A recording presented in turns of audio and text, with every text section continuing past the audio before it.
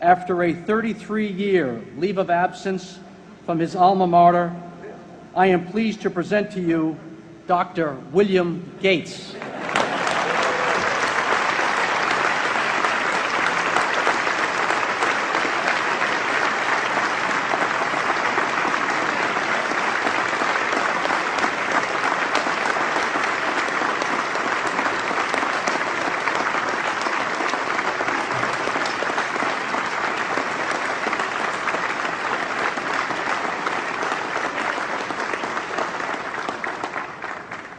Thank you.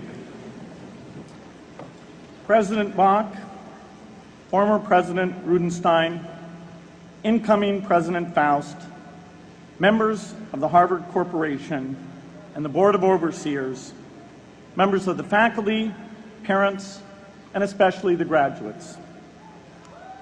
I've been waiting more than 30 years to say this. Dad, I always told you I'd come back and get my degree.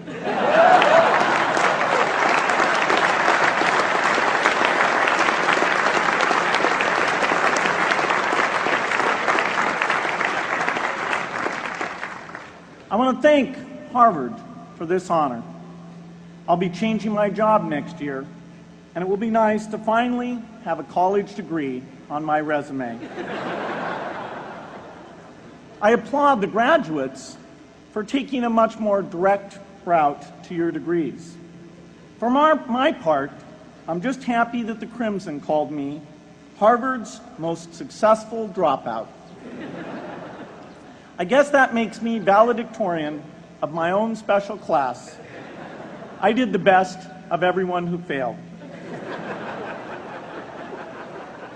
But I also want to be recognized as the guy who got Steve Ballmer to drop out of business school.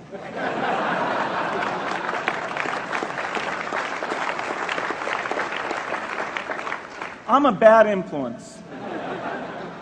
That's why I was invited to speak at your graduation. If I'd spoken at your orientation, fewer of you might be here today.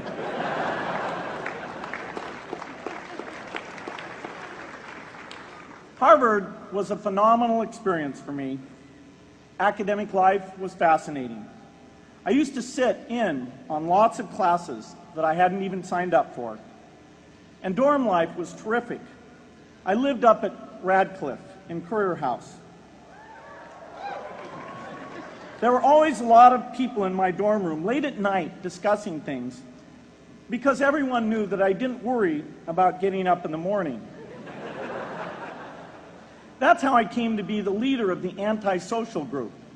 We clung to each other as a way of validating our rejection of all those social people.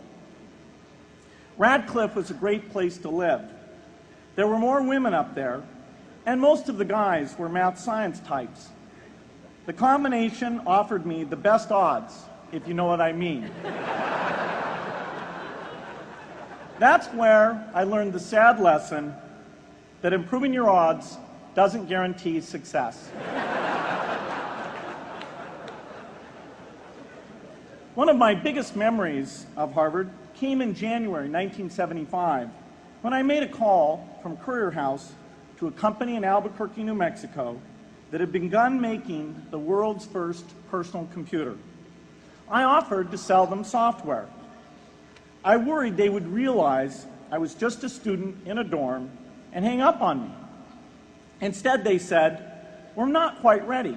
Come see us in a month," which was a good thing because we hadn't written the software yet. From that moment, I worked day and night on the extra credit project that marked the end of my college education and the beginning of a remarkable journey with Microsoft. What I remember above all about Harvard was being in the midst of so much energy and intelligence. It could be exhilarating, intimidating, sometimes even discouraging, but always challenging. It was an amazing privilege, and though I left early, I was transformed by my years at Harvard, the friendships I made, and the ideas I worked on. But taking a serious look back, I do have one big regret.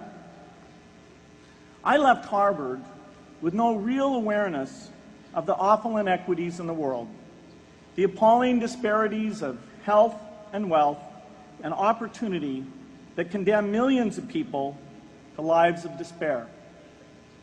I learned a lot here at Harvard about new ideas in economics and politics. I got great exposure to the advances being made in the sciences. But humanity's greatest advances are not in its discoveries, but in how those discoveries are applied to reduce inequity.